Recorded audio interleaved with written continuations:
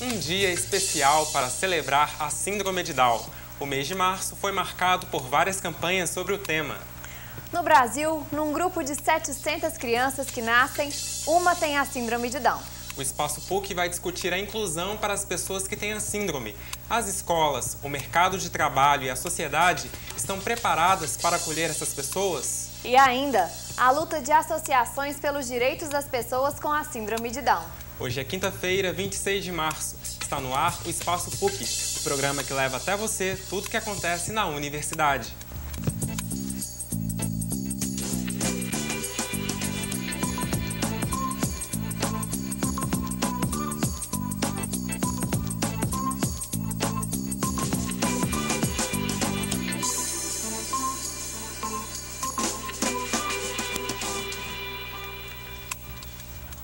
Olá, boa tarde!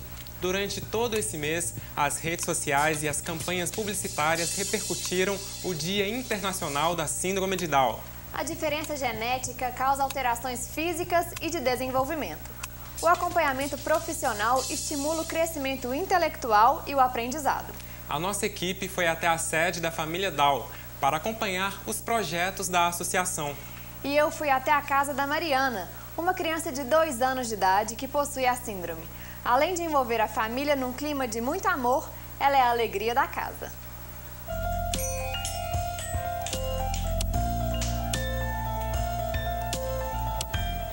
A síndrome de Down, ou trissomia do 21, pode ser detectada ainda nos exames de pré-natal.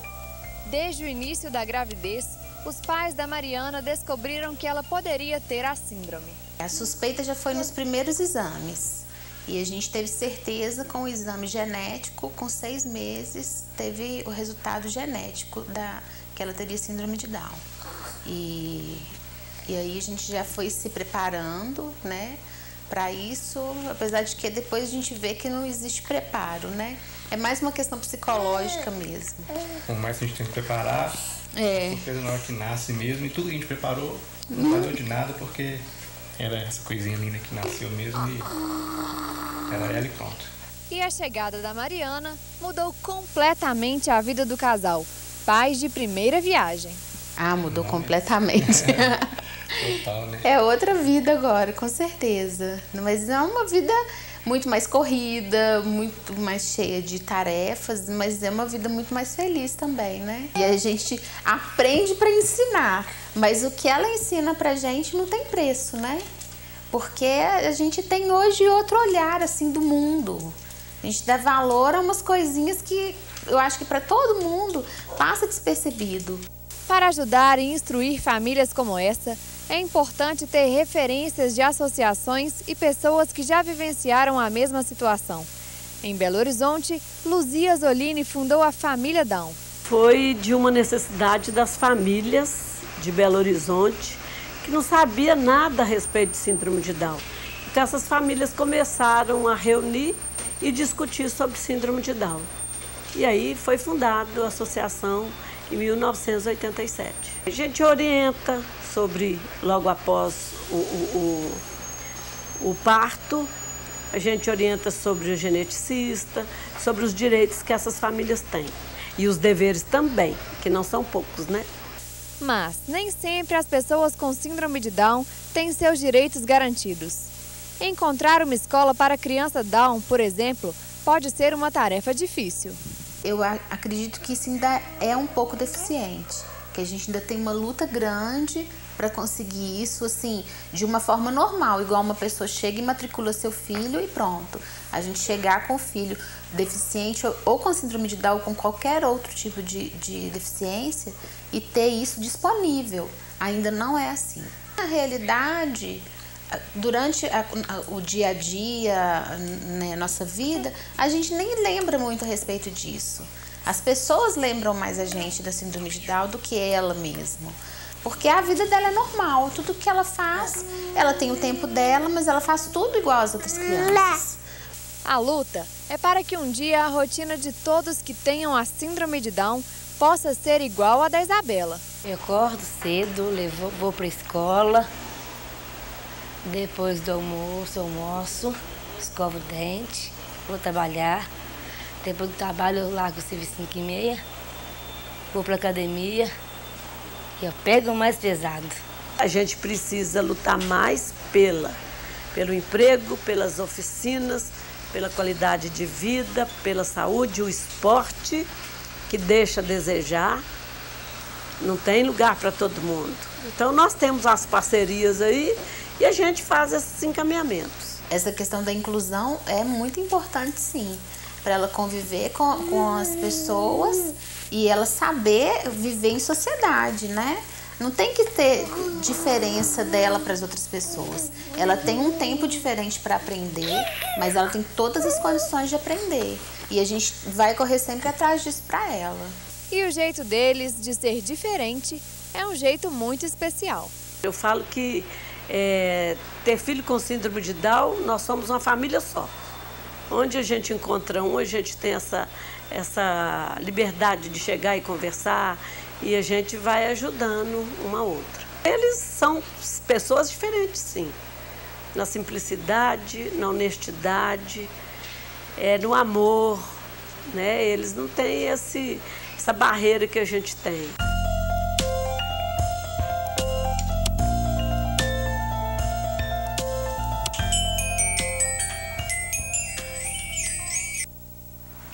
Para falar sobre esse assunto e esclarecer sobre as questões do desenvolvimento da pessoa com síndrome de Down, recebemos no estúdio Amanda Dupin, terapeuta ocupacional, especialista em desenvolvimento infantil.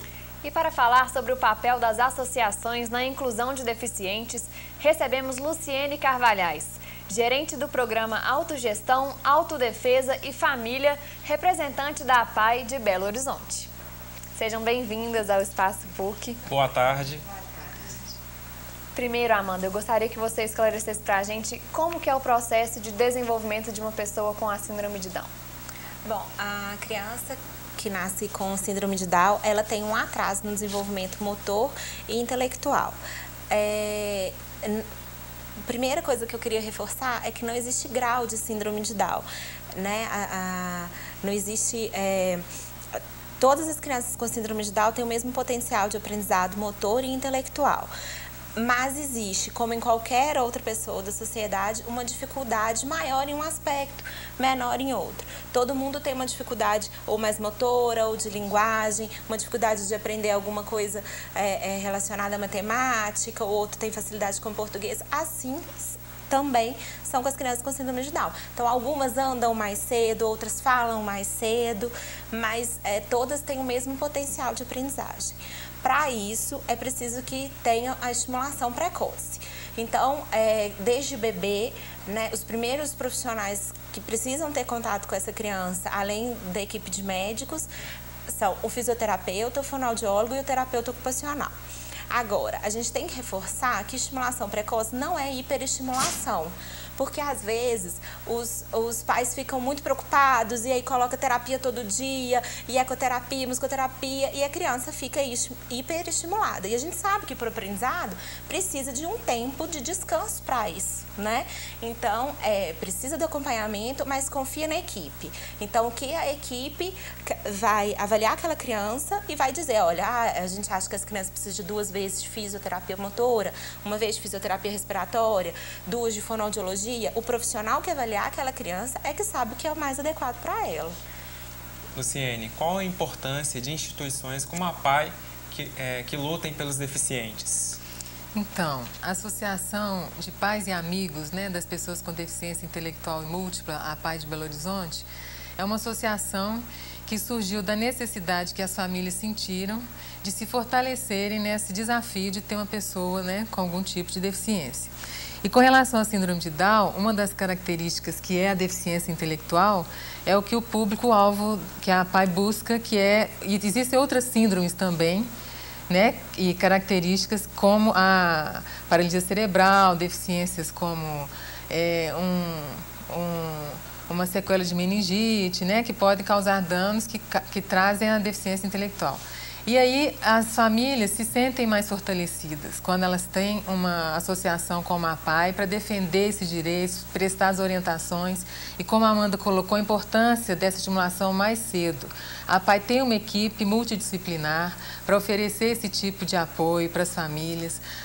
Nós somos uma associação filantrópica, sem fins lucrativos, né, que atende pessoas em todo o ciclo de vida. O que é isso? Desde a criança, né, recém-nascida, que já vai necessitar de um atendimento especializado, a fase da escola, da escolarização, desse jovem que vai ser preparado ou não, né, para a entrada no mercado de trabalho. E esse envelhecimento do síndrome de Down, por exemplo, que se dá antes da população em geral, né? Uma população em geral envelhece, vamos dizer assim, começa os sintomas aos 60 anos. O síndrome de Down, com 30 anos, já começa alguns sintomas. Então, algum apoio, alguns cuidados são necessários para manter uma qualidade de vida. E a APAI tem uma equipe para dar todo esse apoio em todo o ciclo de vida. E o mais importante é que nós somos uma associação que atende gratuitamente, né?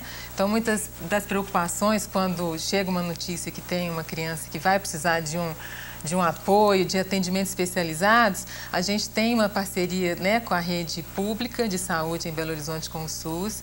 Temos uma clínica, a Clínica Intervir, que está de portas abertas para dar todas as orientações e os atendimentos, né, de uma forma gratuita via aí os postos de saúde. Ok.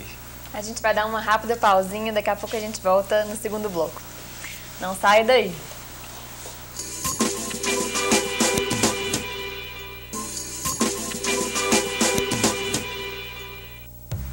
O Espaço PUC está de volta. E hoje a nossa conversa é sobre a Síndrome de Down. Vamos conferir algumas campanhas feitas para o Dia Internacional da Síndrome de Down, comemorada no dia 21 de março, e entender de que maneira a data ajuda na luta a favor da inclusão. 193 países celebram o Dia Internacional da Síndrome de Down no dia 21 do mês 3. A data faz referência aos 3 cromossomos no par de número 21, que as pessoas com síndrome de Down possuem. Os pais da Mariana veem a data como um passo a mais na luta pela inclusão social.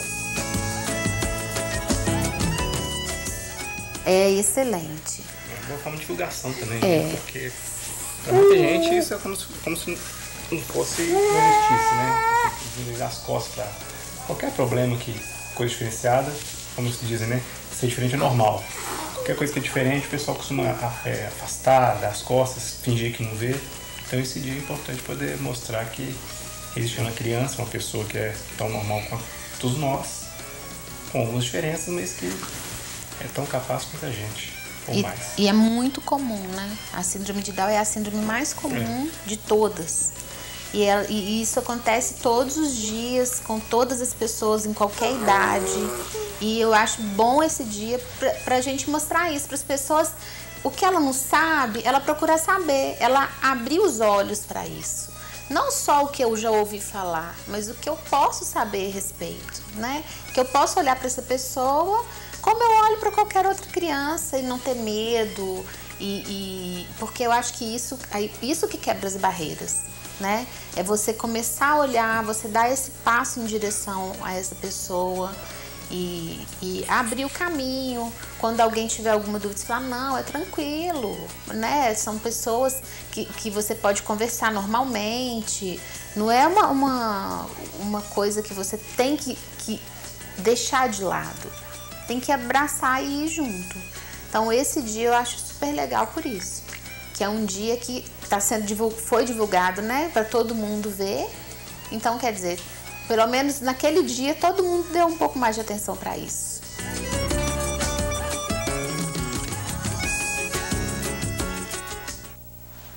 Que lindo! Luciene e Amanda, qual a importância, então, de uma data que celebre o Dia da Síndrome de Down? Eu concordo com a fala do pai quando ele coloca que a gente tem que tirar essas pessoas da invisibilidade, né? A síndrome de Down é um acidente genético que pode acontecer com qualquer pessoa, né? Tinha aquele mito de só a mulher mais velha, né, depois dos 35, 40 anos, que teria um filho com a possibilidade de vir com síndrome de Down. E hoje a gente observa na nossa prática, né, Amanda? Muito, bastante. Mulheres jovens, primeiro filho, que vem com a síndrome. Então, esse dia marca e proporciona uma inclusão social. Quando a gente vai para as praças, proporciona seminários, discussões, né? A mídia nos apoia, a gente mostra que essas pessoas existem, que elas hoje estão aí nos shoppings, nas empresas, trabalhando, nas escolas, né? Convivendo. Quem não tem na família provavelmente vai trabalhar com uma pessoa com deficiência, vai conviver com ela na escola. E a gente torce para essa geração que está vindo aí, que está convivendo, né? Na educação infantil, com o processo da inclusão escolar, com as atividades culturais e esportivas, né? Quando a Luzia Zolini coloca a importância do esporte na vida da pessoa com síndrome de Down. A gente vai sediar aí as Paralimpíadas, né?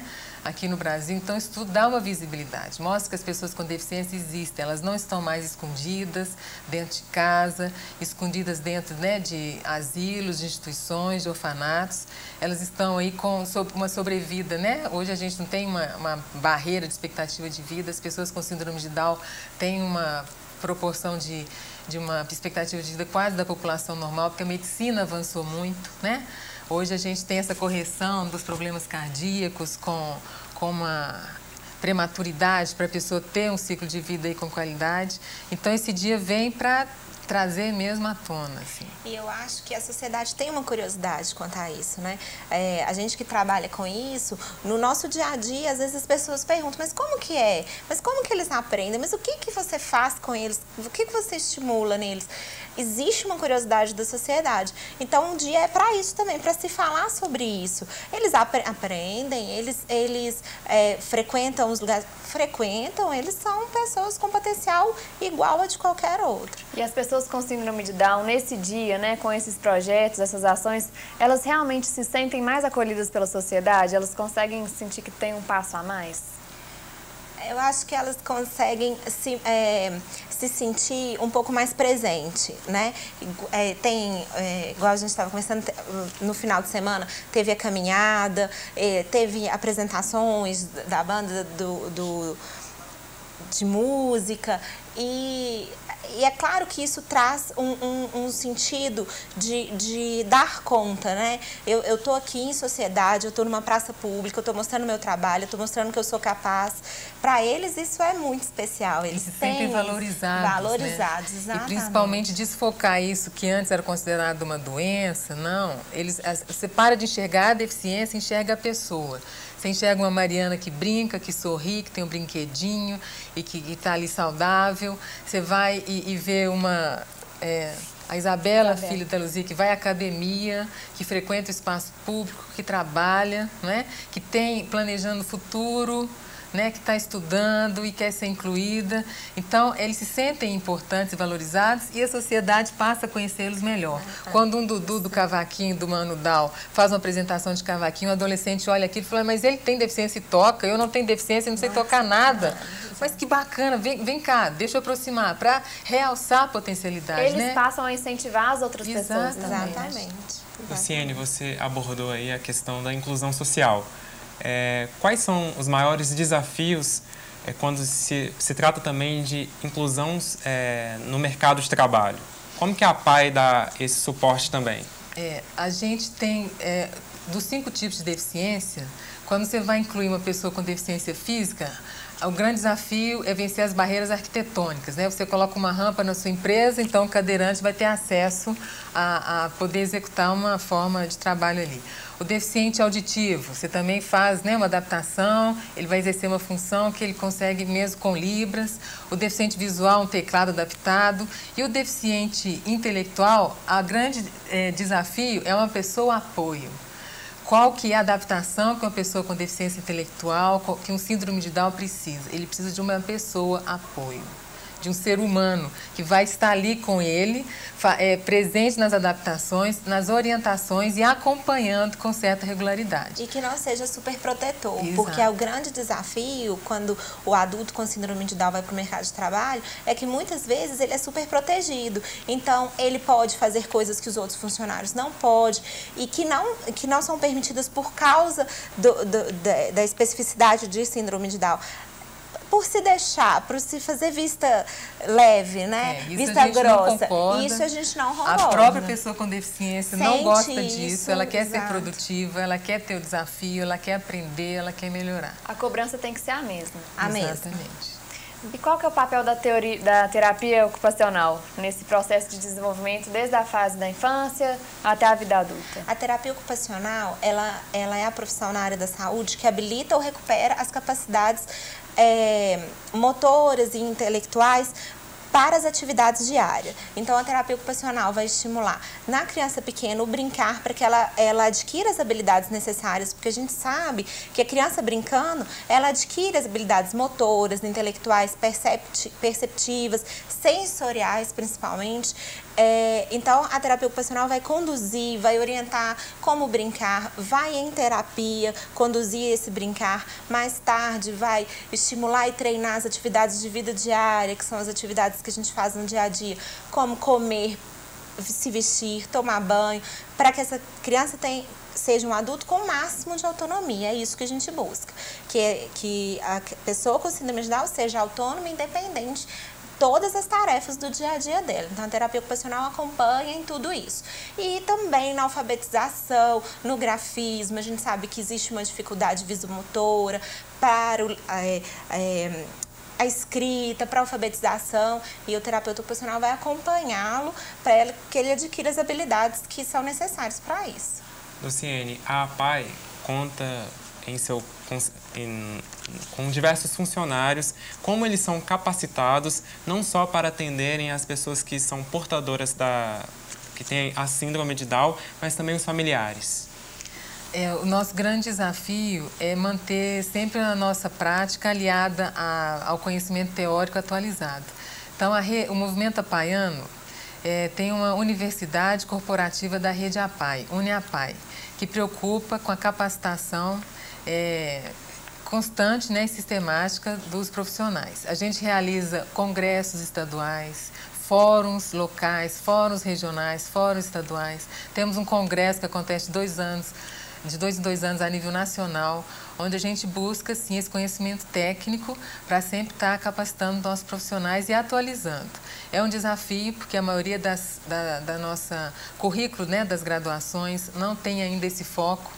Então, algumas síndromes, que a APAE não atende só a síndrome de Down, né? O nosso foco é a pessoa com deficiência intelectual e múltipla em todo o ciclo de vida. Então, muitas vezes a gente vai procurar um livro sobre uma síndrome e aí a gente não tem. Aí a gente vai nos grandes centros, procura aqueles profissionais, aqueles pesquisadores para trazer para o movimento essa informação, para sempre prestar um serviço de muita qualidade. E hoje a rede social facilita muito isso, né? Existem os grupos de apoio, os grupos de pais, os grupos de profissionais que trocam informação entre si para ficarem mais capacitados. Mas a gente precisa ter cuidado também. A gente sabe, né, que o Dr. Google sabe tudo, mas tem um monte de coisa errada. Então, trocar informação, procurar informação é necessário, mas volta sempre para o especialista, para você confirmar aquilo, é isso mesmo, eu posso acreditar nisso que eu li. Então, conversar sobre isso, é isso que a gente está fazendo e eu acho que é isso que a sociedade toda precisa fazer, conversar. Para encerrar, cada uma dá um recado aí da sua área para os portadores, para as famílias. E aí você também pode passar o contato, né? Como que a pessoa que quiser ajudar a APAE e esses projetos pode entrar em contato com vocês.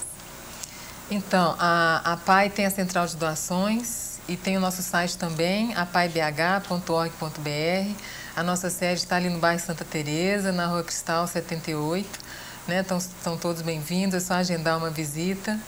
E existem APAEs também em todo o estado de Minas Gerais. Né? A gente tem 420 APAEs. Então, metade do estado de Minas tem uma sede, né?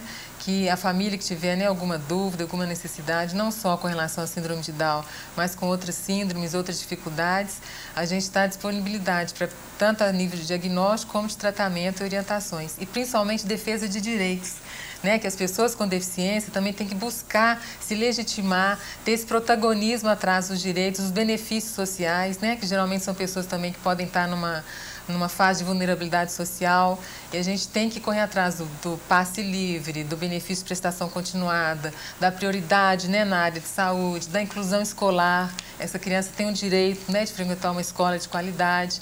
Então, a PAI, não só de Belo Horizonte, mas de várias cidades aí no estado de Minas, estão, né, de portas abertas para dar essas orientações. E é importante a contribuição. Exatamente. A gente sobrevive com doações, né, de pessoas físicas que acreditam, né, no nosso profissionalismo, na nossa transparência. A PAI de Belo Horizonte está completando 54 anos, agora dia 15 de abril. O movimento apaiano no Brasil tem 60 anos de existência. Então, a gente aí tem, né, um know-how e profissionais bastante capacitados. Amanda, para encerrar. Bom, eu queria falar que a terapia ocupacional é essencial para acompanhamento e que muitas vezes as famílias têm dificuldade para a liberação das consultas junto aos planos de saúde.